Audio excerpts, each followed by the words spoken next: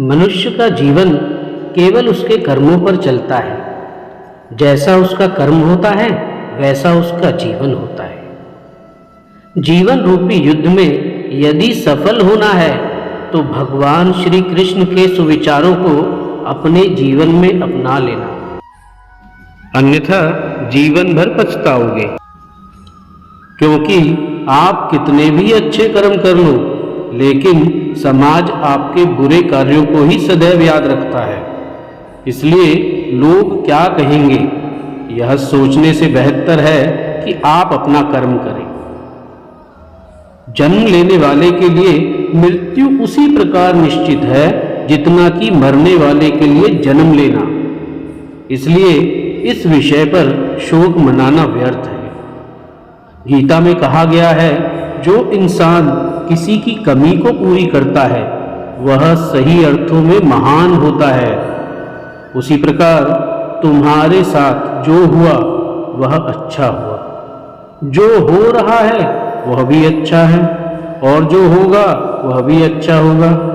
इसलिए श्री कृष्ण ने मानव के जीवन में कर्म को प्रधान बताया है।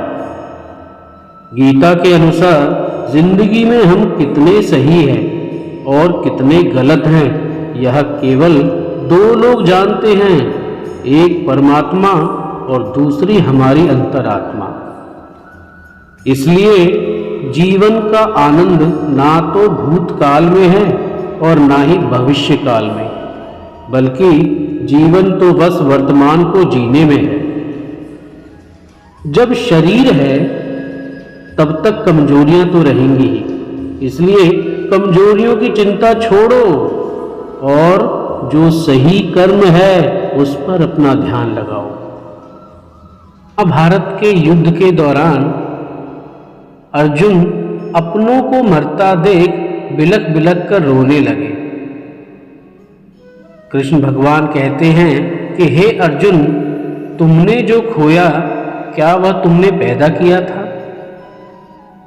आज जो तुम्हारा है वह कल किसी और का होगा, क्योंकि परिवर्तन ही संसार का नियम है।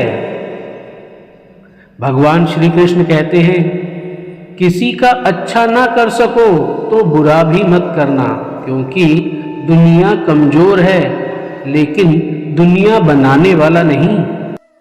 इसलिए कभी किसी का बुरा करने के बारे में सोचना भी मत।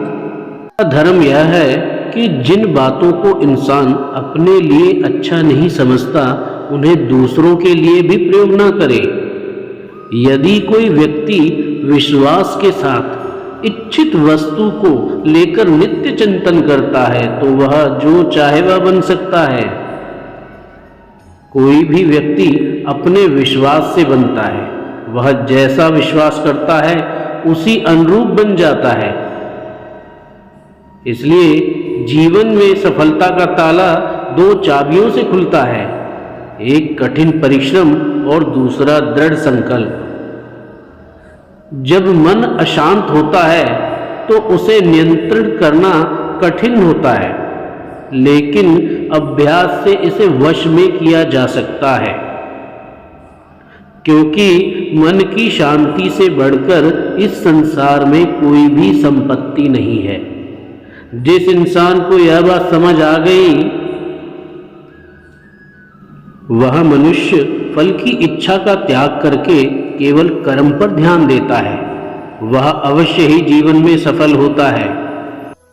भगवान श्री कृष्ण कहते हैं, बिना फल की कामना ही सच्चा कर्म है। ईश्वर चरण में हो समर्पण वही केवल धर्म है। जो व्यक्ति क्रोध करता है उसके मन में भ्रम पैदा होता है, जिससे उसका बौद्धिक तर्क नष्ट हो जाता है और उस व्यक्ति का धीरे धीरे पतन होने लगता है। गीता में लिखा है, जब इंसान की जरूरत बदल जाती है तब इंसान का बात करने का तरीका बदल जाता है। इस संपूर्ण संसार में अपकृति मृत्यु से भी अधिक खराब होती है। सदैव संदेह करने वाले व्यक्ति के लिए प्रसन्नता ना तो इस लोक में है और ना ही कहीं और। जो व्यक्ति मन को नियंत्रित नहीं करते, उनके लिए वह शत्रु के समान कार्य करता है। कठिन परिश्रम से बचने के लिए व्यक्ति को भाग्य और ईश्वर की इच्छा जैसे बहानों की बजाय चुनौतियों का सामना करना चाहिए।